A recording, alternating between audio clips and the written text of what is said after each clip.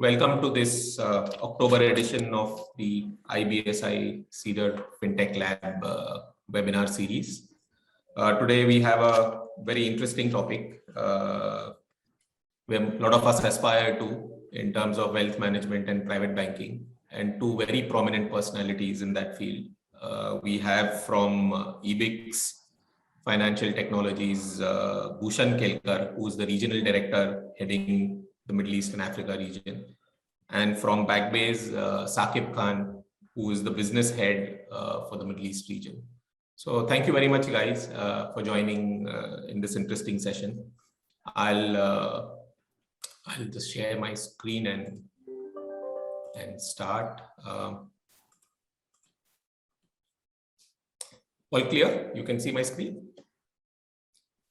Yes. Well, super. So I'll just start. I have a short, quick deck which lays down the groundwork, kind of gives a bit of background in terms of where we are in terms of the space, the wealth management and private banking space.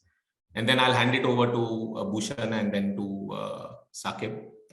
So just in terms of where we are today and the changes that we are seeing post-COVID in terms of what is happening in the space.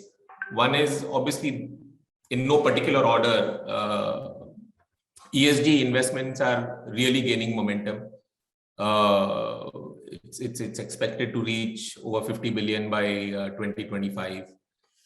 The use of artificial intelligence is really scaling up. This is not only to understand our customers better, but also use predictives in terms of seeing what products and services they are likely to go in for as we move along, and gives us a good indication of their choices. As we call it now, the hyper-personalization phase has set in. Gone are the days where only the RMs were interacting with the high net worth individuals. Now we have the digital channel to contend with, and these two are being personalized to provide the best customer experience, and Saqib will lay a lot of emphasis on that moving a little bit later in the day. We are seeing a lot of fintech partnerships, even in the wealth management private banking space. Lot of wealth managers and asset managers, research conducted on them indicated almost 50% of them wanting and opting for fintech partnerships, looking at best of breed solutions that fintechs end up providing. A lot of cost optimization is going on. A lot of manual processes, especially around regulatory technology, is helping drive that cost optimization. And of course, being the segment it is in terms of high net worth individuals and private banking, there are a lot of regulatory changes and regulatory assessments being conducted by each country governance authorities, including central banks, and that is being implemented. Now, to look at the private banking and wealth management space, we have basically used, as per our research, there are two key classifications: the HNWI, which is basically the $1 million plus of investable assets. And I must confess, I've spent the better part of the last 15 years trying to get into that segment without much success. Inshallah, I'll join Bhushan and Saqib in that segment soon. And the ultra high net worth individuals, who typically we look at assets worth greater than $50 million. And pandemic or no pandemic, the region has seen a fairly healthy growth in this segment. The wealth managed of these individuals, which are around 700 or 1,000 individuals, has been growing at a decent clip. And Saudi Arabia is the highest contributor to that. Now, if you look at the number of and how the population is spread, again, the number of people of HNI and the ultra high net worth individuals, Saudi Arabia has the maximum, and then spread across the other GCC countries, UAE, Kuwait, Qatar, Oman, and Bahrain. There is a huge Saudi Arabia's high net worth individual population contributes almost $675 billion to the pool. The rest is spread across the other countries. If you look at the key trends that are emerging out of what we just saw, there is a healthy growth in 2020 despite the pandemic in the global high net worth individual population. Even in UAE and Saudi, if you see, there has been a healthy growth, both in terms of the population and both in terms of their wealth that is being managed. The ultra high net worth individuals actually are forecasted to grow by over a quarter over the next 5 years. So you're seeing a 25% plus growth in the segment which has investable assets over $30 million. And this is all based on our IBSI research. And basically, obviously, over the last 5 years, Saudi has seen the fastest growth in the ultra high net worth segment. Now, looking at systems, and we track the system deals that happen on our on IBSI tracks that, and we've been tracking deals over the past 5 years, and you'll see deals in Americas as a region, Europe as a region, Middle East as a region, and of course APAC as a region. And obviously across APAC and Middle East, while from 1920 onwards, and 21 is obviously only half year data, and the data is still coming in, so we wouldn't say that the full data has already been captured. It takes a couple of months after the deal has happened for the data to get captured. But we have seen a little bit of reduction in terms of the action, in terms of the full-fledged deals. And these are the wealth management and private banking system deals that are happening. So sometimes what happens is all-encompassing systems like Backbase, which does retail, which does wealth, does not get captured as a separate deal. It will get captured only as a single deal. But these are specialist systems deals which get captured for wealth management. If you look at our region, we have seen quite a few deals. Some of the key deals that have happened: Backbase with National Bank of Bahrain, ABK with Edgeworth, which is an Infosys company. EbixCash has had a deal with Saudi Holandi Bank, Bank Muscat with Profile. So we've seen some movement in the market, and over the last 6 to 8 months, we have actually seen again an interest come about in the region, especially across Kuwait, Oman, UAE, for deals in terms of the RFPs and the process of RFPs coming about. And hopefully by end of the year and Q1, Q2 next year, we will see a lot more deals actually being closed. In terms of global trends and what has been happening, while we saw the global HNWI population actually grew by 6.3%, over 6%, wealth grew by over 7%. There is a huge adoption in terms of new technology and hiring the right talent, which is powering the wealth management transformation. What has been happening is over the past few years, there has been a lot of dependency on personal skills and relationship skills that went into managing the relationships. Technology and digital and the pandemic has actually transferred a lot onto the digital age, where the digital channels are now being used increasingly, not only by the high net worth individuals, but also by the wealth managers in order to create a proposition for their clients. A lot of RPA is coming into routine processing at a mid office and back office level, whether they are processing of deals, buy and sell instructions, so on and so forth. A lot of innovation coming in terms of the hybrid advisory capabilities, whereby human interaction is going hand to hand with digital tools, robo-advisory, so on and so forth. So we kind of call it hybrid advisory. Artificial intelligence, as I said, is being used more and more for predictive analytics. Blockchain, etc., is becoming more and more important to wealth managers. However, obviously, all this is seeing an upswing. There is a long way to go. And it's going to be an interesting next 5 to 8 years in this field, where we'll see the new adoption of technology. In terms of client centricity, the emerging relationship that is coming up between the advisor and the client with technology is shaping the relationship, digital being a huge portion, the customer experience of the digital being a huge portion, and Saqib will cover a lot of that. And obviously the regulation that goes hand in hand with a lot of the new products and services that are being offered to the high net worth individuals. In terms of GCC trends and focusing more on GCC, as I mentioned, even in GCC, the regulatory standards have been improving. A lot of focus on the customer is being put forth. Here also in the UAE, we've seen the consumer protection standards come in. Saudi, Bahrain, all have been at the forefront of regulatory improvements. The GCC asset managers, even through the course of the pandemic, have been able to capitalize and attract a lot of foreign clients and increase their assets under management.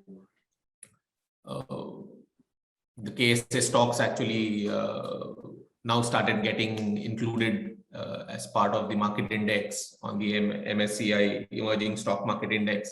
And that has been a huge boost because now these stocks are getting evaluated, being tracked, being monitored by global wealth managers and analysts. There is clear opportunity and growing demand for Sharia compliant products, especially in the GCC region. The rate of growth, even in the normal Islamic banking industry across GCC, is actually outstripping the regular conventional banking growth. There are many banks now, especially led by the larger banks, which are developing end-to-end investment journeys, whereby you can place your orders, you can do right from ordering to receipt to tracking to sales of your products, all through digital channels, and that journey is increasing. And I did mention about the robo-advisory and hybrid model, whereby the wealth manager uses robo-advisory along with his own personal touch. And some key technology trends, process automation, more and more into the mid office, back office portion of the journeys. The hybrid advisory model, whereby RMs not being dependent only on personal interaction, also using the digital touch, using robo-advisory, using the UX and the UI offered by the digital channels to ensure the clients get an experience which is truly catered for them, unique experience. Cloud is now playing a bigger and bigger part in terms of the entire infrastructure and journey of customers through digital, through normal banking channels. And of course, the regulatory reporting that is now being focused on to ensure we cover the aspects of cybersecurity, we cover aspects of any frauds, we ensure consumer protection is in place, and we are seeing a lot of regulations around that. So this was a short brief, or I wanted to set the context so that I could hand over the next portion of the webinar to Bhushan. Bhushan, over to you. Thank you so much, Murtaza. So I represent EbixCash Financial Technologies, erstwhile Mile Software. We specialize in wealth management, asset management, and custody solutions, along with digital customer experience platforms and advisor platforms for RMs and wealth advisors. Murtaza, you can move to the next slide. And I run the regional business for EbixCash Financial Technologies across Middle East and Africa. In a sense, what we do as an organization is we enable digital transformation for banking, financial services, and insurance customers through our front-to-back platforms, partnerships, and ecosystems to deliver, front-to-back office solutions for wealth management, which is essentially institutions who are in the business of distributing third-party products, front-to-back office platforms for asset managers who essentially manufacture their own products and also manage discretionary portfolios. Some examples could be asset managers who manage investment funds, as well as pension fund managers who manage pension fund portfolios are two such examples for front to back asset management. We also support custody, both from local, global, and sub-custody perspective. And then we have a digital customer engagement platform for clients, whereby clients can actually log in to our applications, define their goals, define comprehensive financial plans, and those financial plans are also equally supported by advisors and RMs who can actually engage with the customers to complete those journeys. Overall, we power more than 500 banking, financial services, and insurance institutions across 40 plus countries. Regionally, we have been working with more than 50 customers across Middle East and Africa. These include some of the largest banks such as QNB, National Bank of Oman. We also work with Saudi Hollandi, which Murtaza covered earlier today. In the African market, we work with Mauritius Commercial Bank, which is the largest bank in Mauritius, State Bank of Mauritius, CCOM, and so on. And most of our clients rely on us and our front to back platforms, as well as the digital customer engagement channels for their clients and RMs to be able to service their wealth customers as well as asset management customers. In terms of the overall volumes that we manage, we handle over 3 million client portfolios. More than 20,000 RMs access our platforms on a daily basis to be able to service those 3 million client portfolios.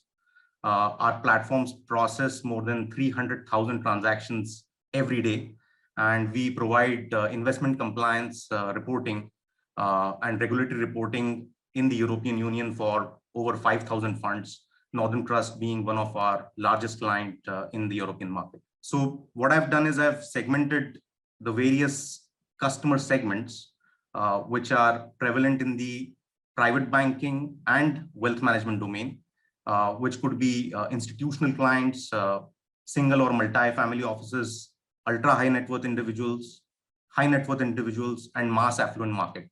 Mass affluent market has largely been unaddressed or untargeted, which comprises of various age groups of investors, which could include baby boomers, millennials, as well as Gen X and Gen Y. Now, all these customer segments are catered to by the wealth and asset management industry today through a variety of services, which could include advisory services. Now, advisory services could be RM assisted journeys.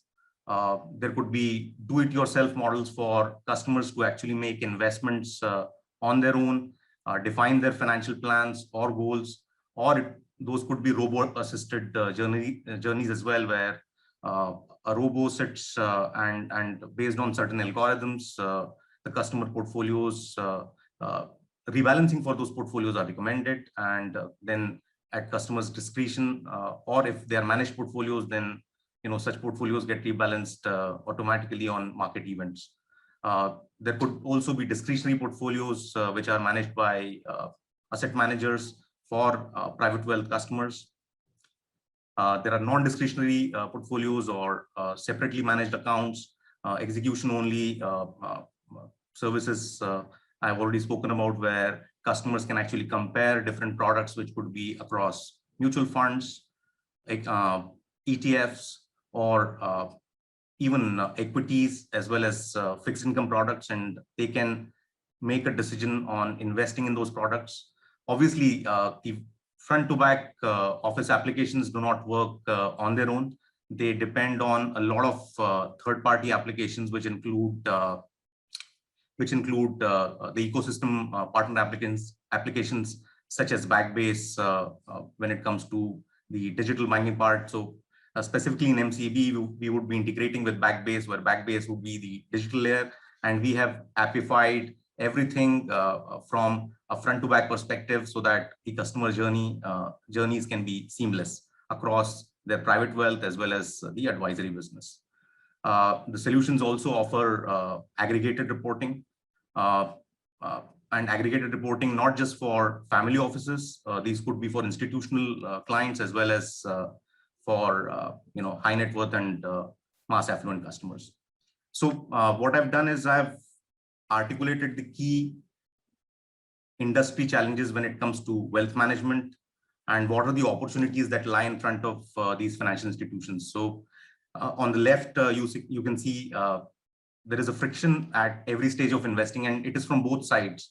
So there are certain unmet needs that the customers have, and then those needs are currently not fulfilled by some of the providers.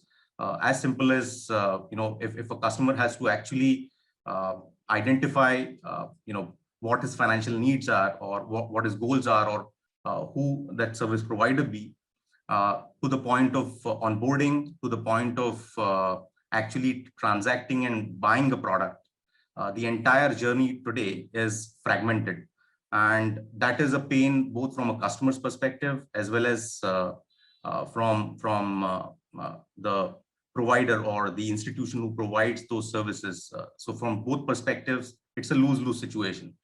That puts forward another challenge, which is the wealth tech versus incumbent. So the customer has a choice whether there are platforms such as Sarva, which Murtaza spoke about. There is Stashaway, and then there are other platforms. But again, those platforms only offer goal-based investing.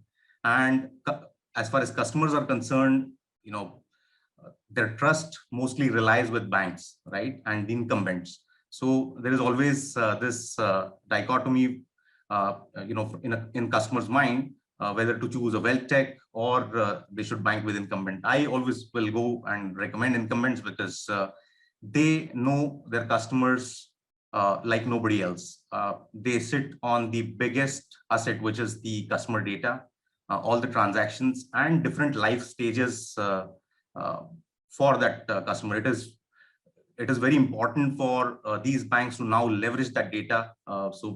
Murtaza spoke about AI, ML, as well as big data to be able to understand the unique customer context to be able to fulfill these wealth management needs or investment management needs, which actually starts with comprehensive financial planning. All of this leads to ad hoc approach to investing, because if the customer's needs are self-identified and they are half addressed and half unaddressed, then the entire approach to investing becomes ad hoc, where customer wants to do X, but he will end up buying Y because a comprehensive financial and goal planning wasn't done. There is also an increasing focus when it comes to any type of customers today. So let's say, asset classes which were actually available only for high net worth, ultra high net worth, or institutional clients are today, transacted or want to be transacted by retail or mass affluent customers also. As simple as digital assets or alternative investments or crowdfunding.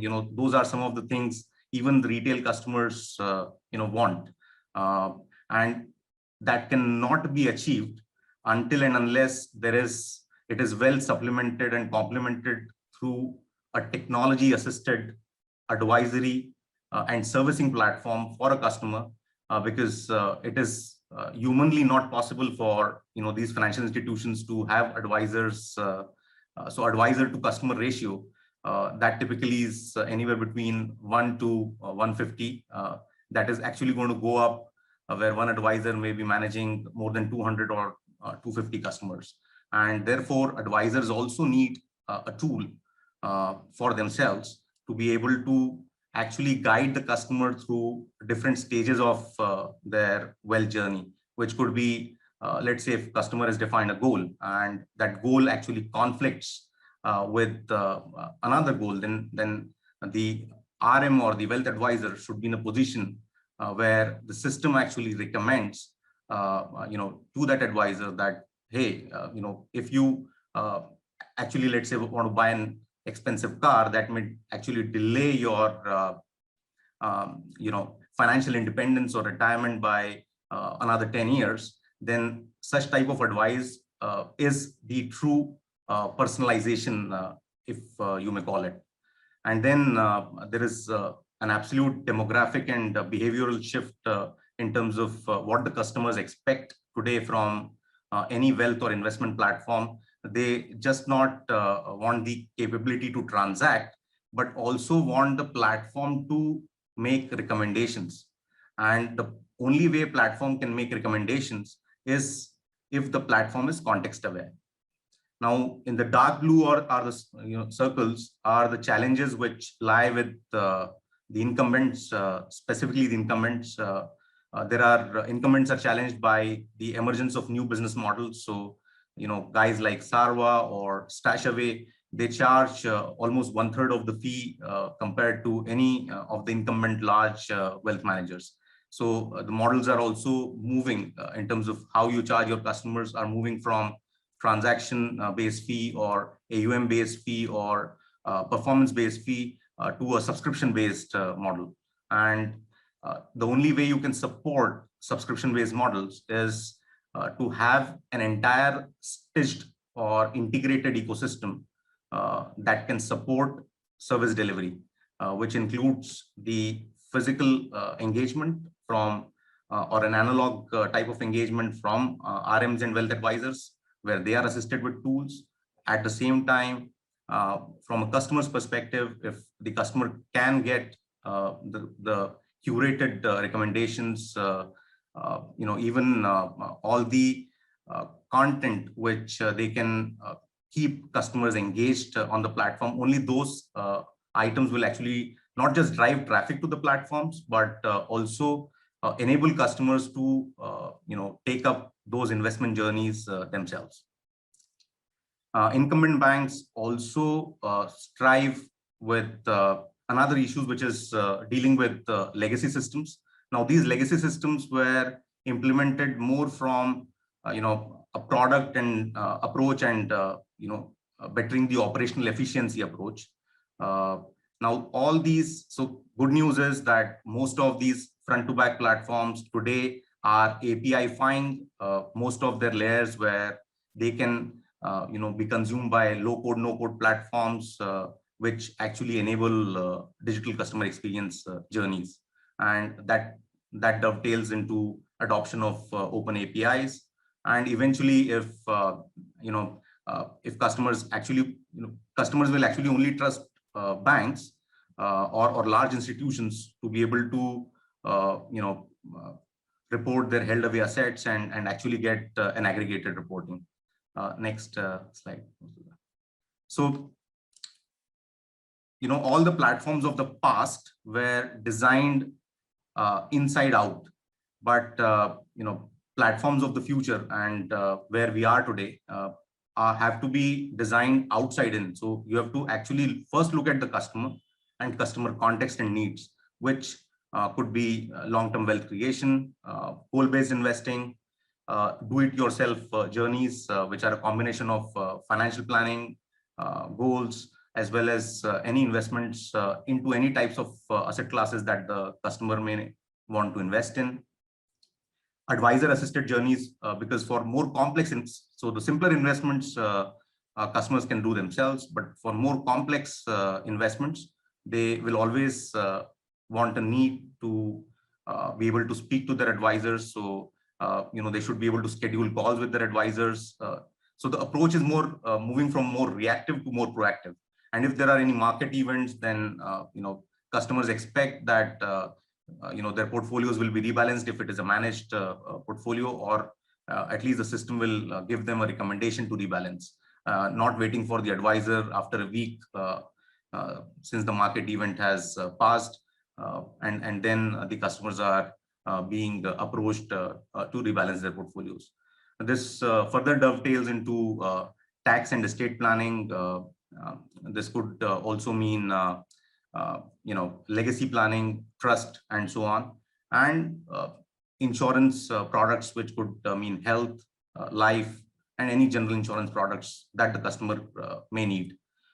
This also goes further in terms of now today there are fintechs which also offer lifestyle products. So all of that has to be integrated together to be able to comprehensively provide your customer with not just an investment platform, but an investment platform coupled with a lifestyle platform for a healthy life, and also ensuring that customer enjoys a overall financial well-being. Now, to be able to deliver all these services and address customer needs, the platform has to offer intelligent services, which the first step is seamless onboarding, right? Or friction-free onboarding, which could be assisted through an advisor over a video call, but the entire journey, should be completed in maximum of 10 steps, not taking 2, 3, or 5 days to be able to open an investment account. Gamification, where there are augmented reality and virtual reality tools such as as simple as virtual trading, or defining goals, then redefining them all over again, and trying and mimicking if you had invested X for X number of years, what are the returns expected. Along with that, there are various other engagement techniques that the wealth techs today are offering, which actually I find missing in banks, is where, because there are then professional customers who know what investments are, but then there are other customers who are new to the investing world, and for them to be able to engage them better, there has to be a lot of educational content which customers can actually visit and look at their convenience when they like it, right? Instead of an advisor meeting them once in a year. That doesn't help. Automated investing is something that I've already spoken about. Portfolio rebalancing, both customer initiated, RM initiated, or initiated by the platform if it were a managed portfolio. And all this can only be achieved if the platforms support comprehensive financial planning. What are the various financial products then the customers would like to transact in? It could range from the simplest ones, which is mutual funds, exchange traded funds, listed equities, fixed income, structured products. There could be theme-based investing. ESG has become really popular over the last 2.5 years, and impact investing. Besides that, there could be various insurance needs. So the platform should holistically offer all, right? And that's where incumbents are in a unique position with all the partnerships that they already have with the fund platform providers, as well as the insurance providers, to be able to address these customer needs only if they start with the customer first. What are the wherewithals to actually deliver this customer experience? Starts with risk profiling, and this is not static risk profiling, which is done only once, because risk profiling will also, it should be dynamic. It should also be based on customer behavior through various life stages, and has to be reassessed all the time. Investment suitability, which is very simple, based on the risk profile and product risk. The investment suitability has to be delivered from the platform. Then customers should be able to compare different products. There could be certain peer products. So let's say if somebody were to invest in a technology fund, the customer should actually be able to see 2 or 3 or 4 fund providers and how those funds have performed before the customer actually decides, hey, I'm going to invest in this particular fund.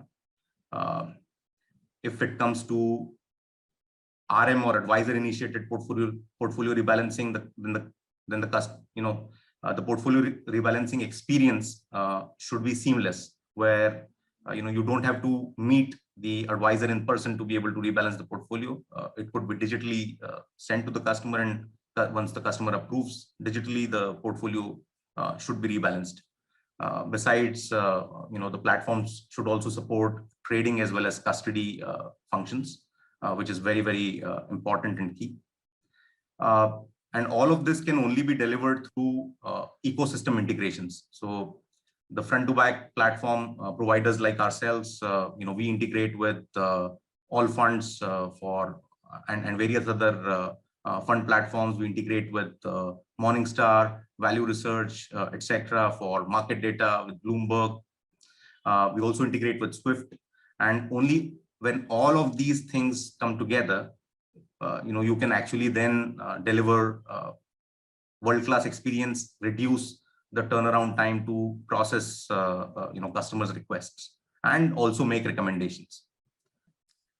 So for the purpose of our discussions today, I've taken two use cases which we recently implemented. So this is with a bank in Oman, which embarked on the wealth management digital transformation journey in 2019, and they implemented our front to back wealth solution in phase 1, and then also opened up the channels for their customers to transact online. And they became the first local bank to be able to launch SIPs. These are mutual fund SIPs in a do-it-yourself mode, where the bank has curated a set of 10 different funds, and the customers can choose from those 10 funds and perform SIP transactions. In terms of products which are covered, it covers mutual funds, equities, structured products, as well as dividend reinvestment plans. So all of those are enabled and delivered through our solution. And the solution has been integrated with, again, all funds. I've spoken about that. It is integrated with the bank's core banking platform, the trading platform, as well as Bloomberg for market data. So that this is the journey that, please go back. So this is a journey that we have, delivered to one of the banks in Oman. In terms of the real benefits which the bank has been able to achieve over the last 1.5 years is, 5 times growth in the lump sum mutual fund transactions, 20 times growth in SIPs. The number of customers have also grown tenfold since the platform was launched. And as a result of which, the bank was also recognized for its efforts providing digital wealth management by leading the publications, including the Digital Banker. Next. The second use case that I'm talking about is one of the major global banks, one of the top 10 institutions, very well recognized across different markets. So they have deployed or implemented our wealth and portfolio management platform in India, where our platform services more than 200,000 investment portfolios, and they manage an AUM of over $3 billion. The platform supports seamless digital onboarding. So for customers who are existing bank customers, but they want to go for wealth services, they can actually, through single sign-on from bank's digital banking platform, can actually open their wealth account. We've also integrated our solution with external, KYC agencies for enabling this seamless onboarding, along with various, mutual fund platforms, as well as market data providers to provide various types of analytics. And right from onboarding to the point where customers will actually, define their goals, we support multiple journeys, which includes goal-based journey, as well as if the customers were to invest in a particular theme. So all of those journeys are supported, coupled with lifestyle journeys as well. So all of them have been integrated, incorporated to be able to deliver their wealth customers a world-class experience. Result of which they actually today onboard more than 1,500 clients every month. more than 2,000 SIPs and 250 plus smart packs, which is multi-fund SIPs, are originated on our platform every month, and they process more than 10,000 transactions. Thank you. Well, one quick question, Bhushan, is the solution available on cloud as a software as a service? Absolutely. It's a completely web-based solution. It is available to be consumed on cloud or on-prem. The deployment methodology as well as choice is we always leave it with the clients. Cloud, we always recommend, it is always scalable, but it is completely the bank's choice. In fact, all our clients in Europe, all of them consume our solution on the cloud. In cloud. Okay. Thank you so much, Bhushan. I'll move on to Saqib. Over to you, Saqib. Saqib, as I said, is the business head for the Middle East region for Backbase. And we'll see a lot more customer touch, customer experience in what he talks. Over to you, sir. Thank you so much, Murtaza. And great session, Bhushan. I think a lot of synergies in the way we look at the changing industry of wealth management, and also how the customer experience is crucial, both from a back-end perspective and also from a front-end perspective. And I'd like to, first of all, start with thanking IBSI for giving Backbase an opportunity to present here. We are looking forward to essentially give the best we can together to the audience who is today in the call today. So let's start. If you may please move on, Murtaza, thank you. So who is Backbase? Backbase is a software company. We're headquartered in Amsterdam, and we specialize, and we are the leader in engagement banking. So when I'm talking about engagement banking, I'm essentially referring to capturing the lifestyle of your end consumers within the digital channels. It is not only to do with self-direct, self-service, but essentially making their lifestyle as part of the digital channels. We're very pleased to say that we work with one of the top, private banking institutions around the world. A few you can see here. But in total, we work with 150 plus banks, and we've been recognized with, industry research analysts like Forrester's, IBSI, Omdia, Celent, etc. And we are around a 1,500 plus company, and 50% of our employee force is primarily dedicated into research and development. So let's move on. So let's start with, and I'll be a bit cognizant to time. We have almost around 15 minutes. So let's start with, what are the challenges in the private banking world? And, we've seen that private banks have been rather slow in terms of their digital transformation journeys. And that is primarily because of two reasons. The first reason is primarily to do with the fact that private banking has been very personal in terms of relationship. These high net worth individuals, they need a personal advisor, and they want a very personal touch to advising them with their fund.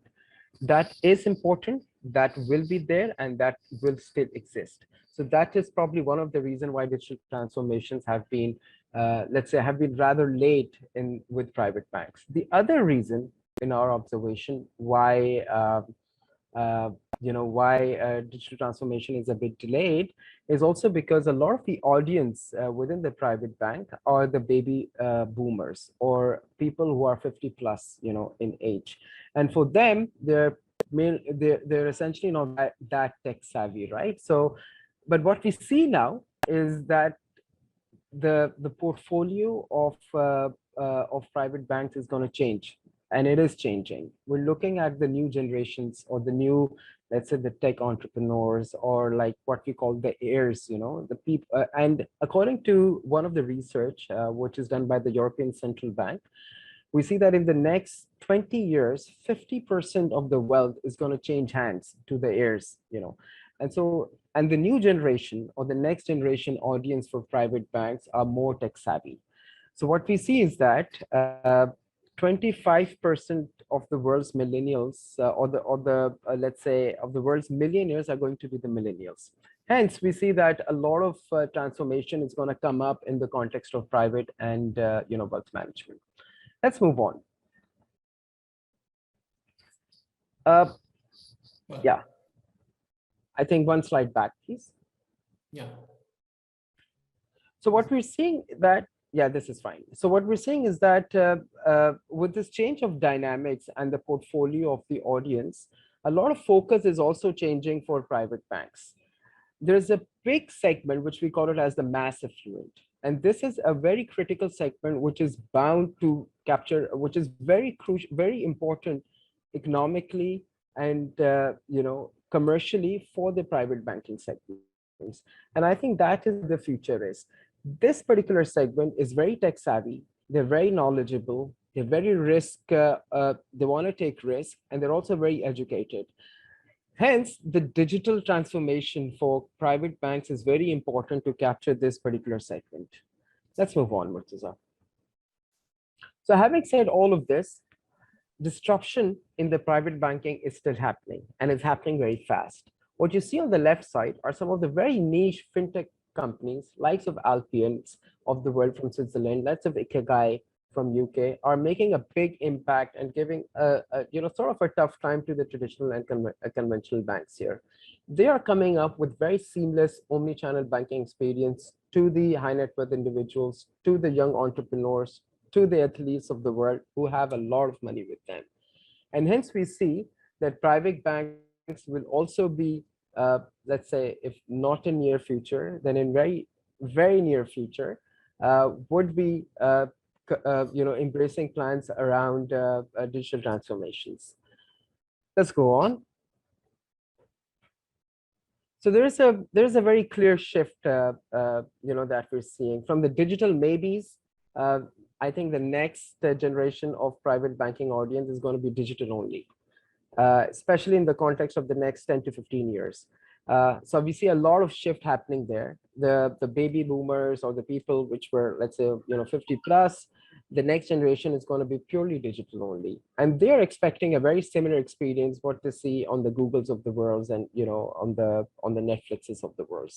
The second thing that we're also seeing, which is also happening in the private banking, is that the only in-person experience, which is very crucial, is changing to banking anywhere and anytime.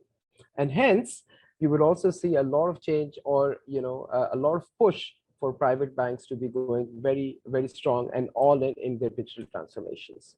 The third, let's say, change that we're seeing is that how the dynamics of the demographics are changing. And this is where there's a big emphasis or a big opportunity for private banks. And this is where these neobanks that I just mentioned in the last slide are going very, very heads on. This is the mass affluent segment. As Bhushan was telling, the mass affluent segment has been a relatively overlooked segment, right? And I think the upcoming segment from that perspective is going to be the mass affluent segment where there's a lot of potential to do business. And this particular segment are young entrepreneurs, the hairs, if I may want to, call them, and they're more knowledgeable and they know how, and they're very digitally very savvy. So I think our opportunity lies in that particular segment.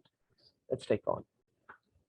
Keeping all of this into perspective, we as Backbase, we take a very holistic view when we embrace wealth banking. And unlike point solutions or going fully custom developed, we have a full platform proposition, which is very crucial in order to embrace the ecosystem in terms of offering seamless banking experience. With our one platform vision, wealth management banks and also private banks can essentially offer a complete solution that not only caters to your end customers, but also your bank employees. With our engagement banking platform, our private bank customers are onboarding instantly, with a very seamless banking experience on an omni-channel style and offering them instant value on the glass. So these are some of the things which, from a Backbase perspective, we thoroughly support and I think are very important. Let's move on. The other important aspect, and everybody's talking about digital, but digital also means, or is probably the most important one, is that how you adapt to the lifestyle of your customers, right? As a high net worth customer, if I am, I want to I want my bank to really adopt to my lifestyle. It is not only about self-direction. It is not only about rebalancing. It is not only about product portfolio management. It is literally about what my lifestyle is and how can my bank support me. So I think from a Backbase perspective, we have a persona-based driven product strategy. We essentially take a very outside-in view from our technology perspective, and we keep the customer at the heart of the, what the customer is looking at. Let's move on. So delighting the customer, as I mentioned, is the most important aspect from a Backbase perspective. If you look at, these are some of the features, if I may call, are areas where we create immense value, which is seamless integrated banking experience. It could be your asset allocations. It could be your communication centers. I think communication is through a digital channel, and I'm not eclipsing the fact that you don't need a personal touch, especially in the context of high net worth individual banking. You definitely need a personal RM experience, but you need to complement with a very thorough digital experience as well. So communication center is one of the, let's say a very valued feature from a Backbase perspective, where you as a private bank can offer instant communication through a video chat or through a chat to your high net worth individuals or the mass affluents.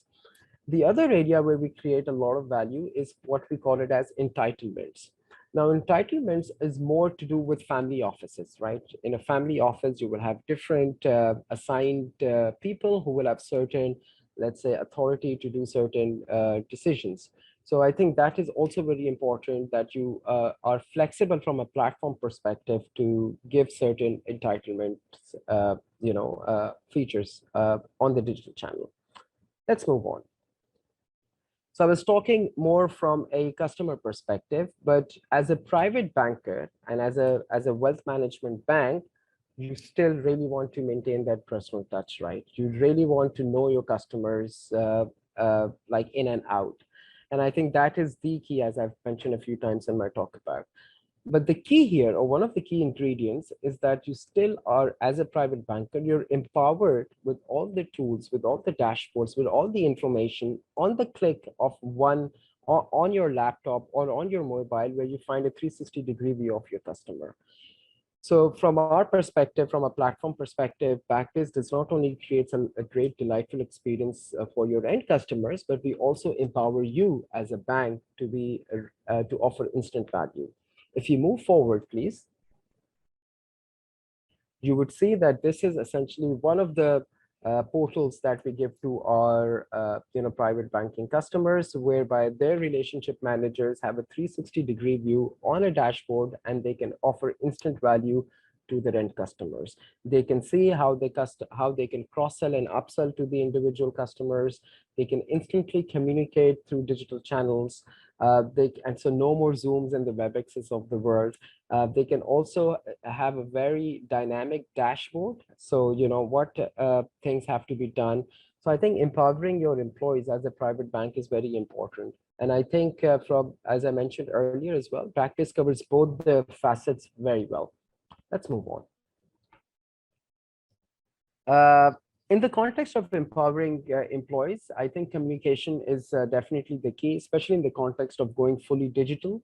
And we are seeing this as an emerging trend, especially with the neobanks and the challenger banks in this particular space of wealth banking, where their customer or audience base are very tech savvy, and they'd like to get instant advisory by anywhere at any time.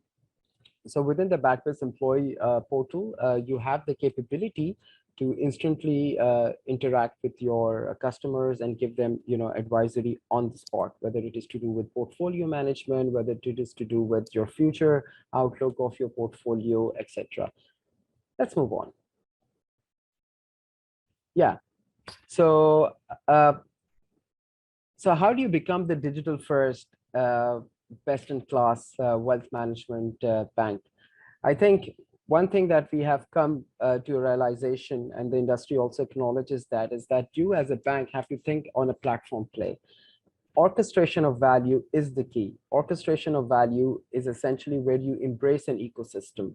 And once you have a platform strategy in the heart of your in your game plan, you can essentially achieve that very fast.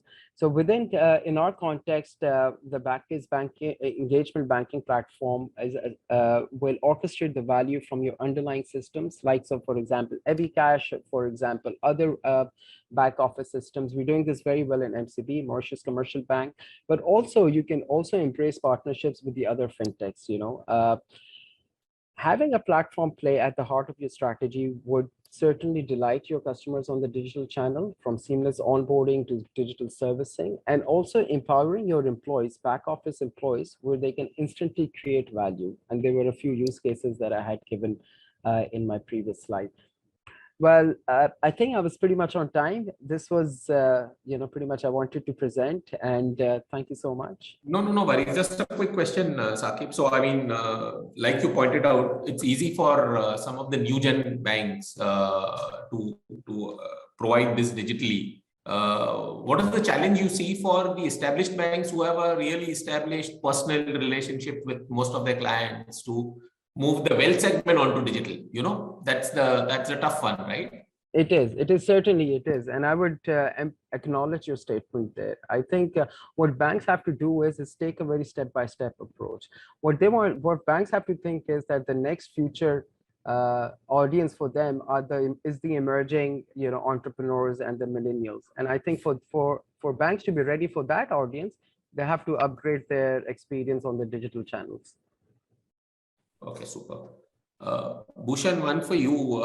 In obviously, wealth and private banking is a highly regulated area, right? And platforms like yourselves or solutions that provide end-to-end capability on wealth in terms of products and services are under obviously a keen eye, not only for ensuring regulation, but also ensuring security. And this is like the cream of the customer base, right? In terms of customer data and so on. Absolutely. So how do you all ensure? I mean, what is it that you do extra to ensure that you're in line with that? So, as a part of our own product strategy, addressing any regulatory requirements, whether it is regulatory requirements in a specific country or global jurisdictions, as you may call them. Those remain central when it comes to the product development strategy, and are also covered as a part of the roadmaps that we deliver to our clients. And RegTech is one area where all organizations like ourselves have been making serious investments over the last 5 years or so, and results are to be seen. Like I mentioned to you, we manage investment compliance and regulatory reporting for more than 50 plus customers in Europe, covering the investment compliance regulations across European Union. So that by itself, and those keep evolving. So you have to keep up to speed when it comes to ensuring that your product actually addresses or meets those regulatory requirements. Super. Saqib, one for you in terms of, see what has happened over the last year or so is a lot of banks have quickly hurried on to offering digital solutions, especially onboarding and some key digital services in light of the pandemic. They may or may not have upgraded the wealth solution as much. And now they're looking, after they already have the onboarding, to bring in wealth solutions, right? So how do they typically work, considering the digital solution is already in play and they have to then, do you all work well with all, or are there specific requirements they need out of wealth solutions, or how do banks go about that? Yeah, good question, Murtaza. So I think our recommendations and our approach to tackle this is that the banks, when they're doing their investments, they have to think as a pure omni-channel platform solution investment, and not look at point solutions. For example, a lot of the banks have invested in their retail onboarding or their SME onboardings. And these are different point solutions, which might be very feature rich, but when it comes to digitizing the entire different lines of businesses, the banks struggle. And then they end up into another investment. So at the time of their investments, the banks should really consider in working with a partner that offers or can digitize all line of businesses. They start with retail, tomorrow they start with SME, and third, they go ahead with wealth management. And in terms of AI, and a lot of emphasis was on AI. I mean, does the platform itself provide the AI, or do you supplement that with external AI engines? Yeah, so we supplement it, to be very honest. AI itself quite an umbrella term, and it also depends on where is the data and essentially lying. So what we do is that we really orchestrate the value, as I mentioned. So we can orchestrate value from the different systems within a bank. For example, EbixCash, run certain algorithms on it, and then present it on a very nice manner on the glass. Super. Bhushan, in terms of your, again, comprehensive wealth platforms that are available, the API connectivity, obviously, in terms of open banking and all, has now grown in importance. So how well can you integrate with or ensure that, because you are one of the systems that is there in the banks serving overall and which needs to integrate across systems, right? Absolutely. In fact, we realized this need of API-fying the services which are offered from our platform, whether it is customer data, transaction data, and so on and so forth, more than 5 years ago. And our platform should be in a position to talk to any third-party digital banking platform or the low-code, no-code platform that we ourselves propose. So, and that's where all our efforts over the last 3+ years have been invested around API-fying most of those services which need to be consumed by third-party digital banking platforms such as Backbase, or banks also have an equal even large banks sometimes also use our own low-code, no-code platform as well. Digital wealth. Super one. Is Mufazzal? I cannot see. Is Mufazzal also there? Can you hear us, Mufazzal? Super. Hi, Mufazzal. Thank you for joining us. Mufazzal, obviously, prominent name in wealth management in the country. Worked 20+ years across foreign institutions, large local institutions. Now head of Mashreq Gold. Mufazzal, if you can just give us a little bit of an overview in terms of the impact of digital on wealth customers, and that's of key interest to most people these days. Right from the RM days where it was RM focused, now bringing in digital to getting the wealth customers accepting digital.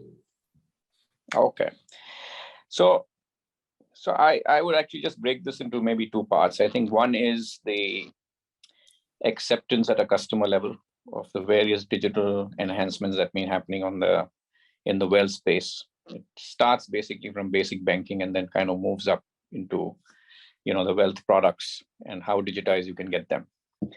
So that's one, which is acceptance and adoption. And the other is the RM channel, or the channel that is sort of intermediary between the customer and the ultimate products, if you like, is the other channel that needs to sort of accept into this whole kind of digital or digitization, if you see. And what I really see is that most of the plan, I heard some part of what both who's that Saqib and Bhushan were talking, is that the solutions are perhaps, and I might make a controversial statement here, ahead of its time. Okay. Right? They are phenomenal. I have come across and sat through so many wealth systems, if you like, and they can do a whole world of things. The issue is really about the banks or any other intermediary or any other organization that is taking this on, their understanding of it, and their ability to execute and implement. And I think that's where the big gap lies, right? We have very, very good comprehensive solutions, but we probably don't make use of even 10% of it, right? Right now at Mashreq, we are going through a wealth management system change, right? And it's taken us a while from the time I have been around. This has been going on, so it's about a year and a few months now. And we still don't see, it kind of yielding what it should yield. It's going to go live in some form now.